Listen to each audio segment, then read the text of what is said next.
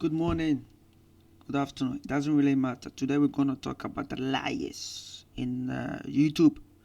So called our brothers and sisters trying to feed us lies and trying to blind us and trying to make us poor, trying to take our money from us and support them.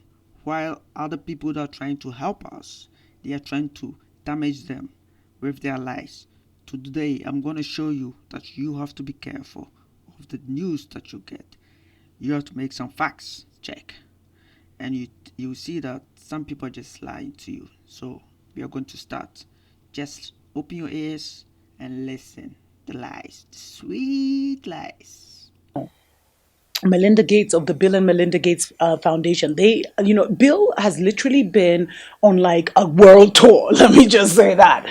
And the album he's promoting is, vaccine COVID-19. Because he's acting like some freaking pop star. He's on all the mainstream media, like he's got some kind of medical degree, like he's got some kind of medical background. And then just yesterday or the day before, his wife also now appeared on this album tour. She appeared on CNN and she was, and the thing that has caught Africa's attention and kind of made us say, what are these people planning?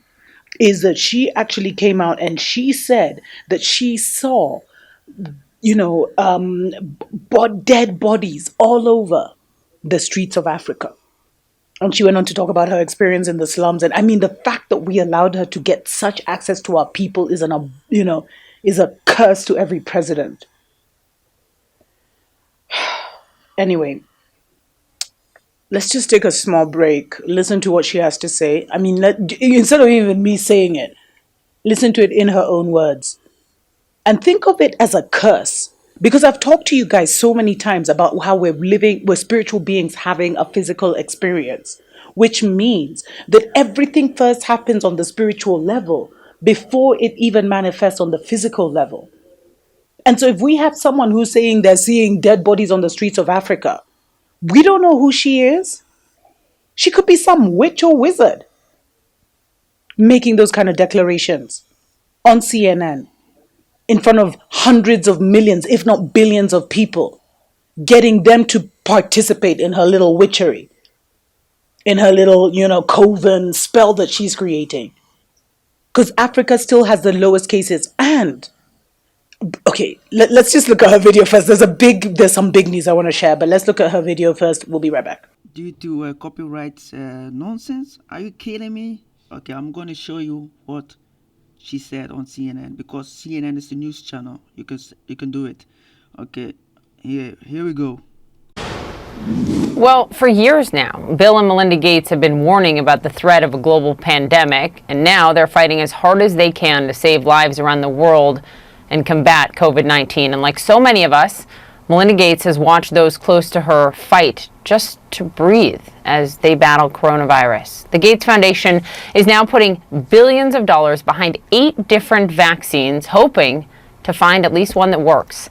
And Melinda is sounding the alarm bell about what is to come for Africa and the developing world. She spoke exclusively with CNN. Here's our conversation. Why do you think we were so ill prepared for coronavirus? We haven't recognized as a global community that we are a global community. And if we had recognized that and stepped up to it, we would have prepared for this. We would have systems in place, both monitoring, alerting very quickly. We would have had test kits available. We would have just, we plan for things as nations. We plan for earthquakes. We plan for tsunamis. We plan for tornadoes. Right. We didn't plan for disease. And I don't think that will ever happen now, thank God. You and Bill and the Gates Foundation are literally putting billions of dollars right now behind the ability to quickly manufacture 8 different potential vaccines just in case 1 or 2 of them may work. The vaccine is the ultimate solution.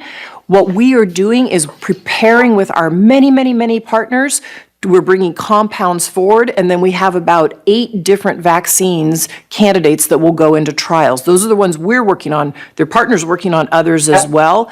There's a little glimmer of hope in just the last few days, and that is a human trial, human testing beginning for one of these vaccines, and the development of it partly backed by you guys from a company called Inovio. How promising is that?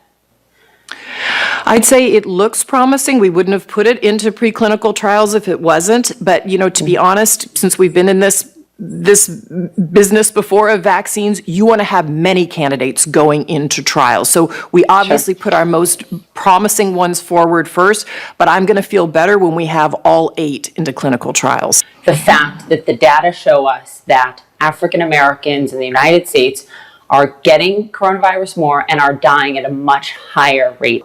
When you started to see these numbers come in, what did you think? It was heartbreaking when the numbers started to come in. We thought that might be the case, but what I see is that, COVID-19, if it affects everybody, but affects people differently. We need a national response, and it needs to be equitable. What was the moment like for you, Melinda, if there was one, when this hit you personally? When I saw what China had to do to isolate such an enormous part of their population, my first thought was Africa. How in the world are they going to deal with this? I've been in townships all over Africa in slums.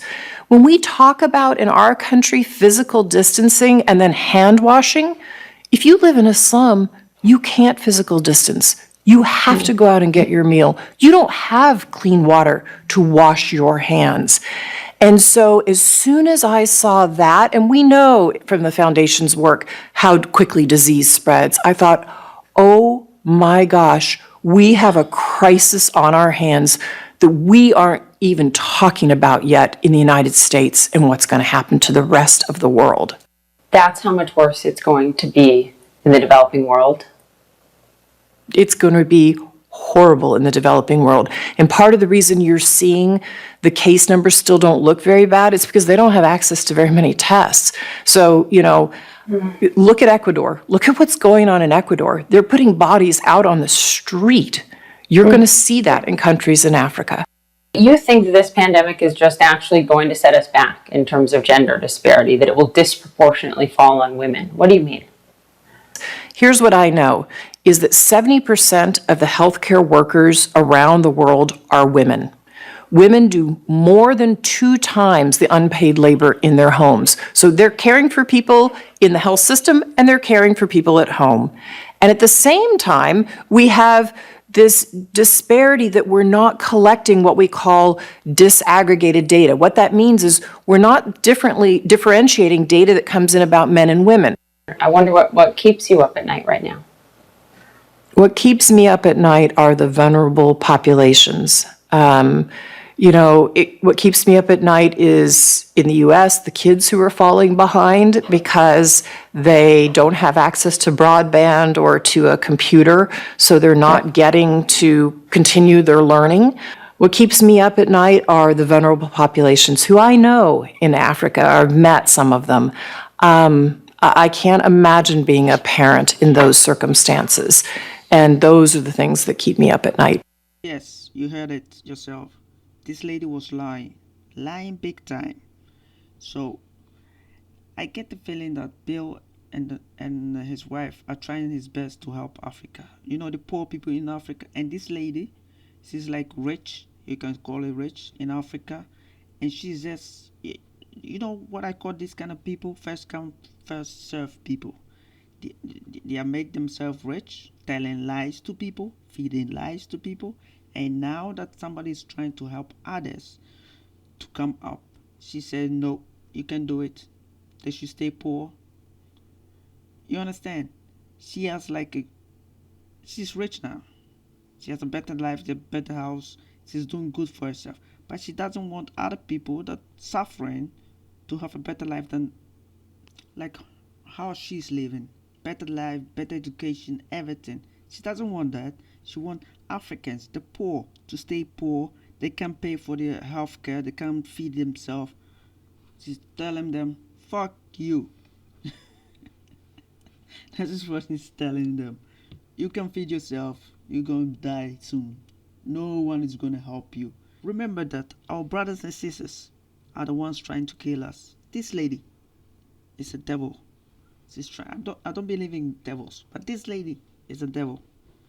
She's a devil. Evil person trying to feed us toxic information. Toxic. Make us toxic to people that are trying to help us. Can you believe it? Yeah, I can. That's why I'm saying it. So I hope you like it. So like, comment, and describe, and you will see that we are going to destroy all these people. Evil brothers and sisters are trying to pull us down. They are pulling us down, eh? If you don't have money, you're down. We have to go up and become something in the future. So we are now going up. We have to go up.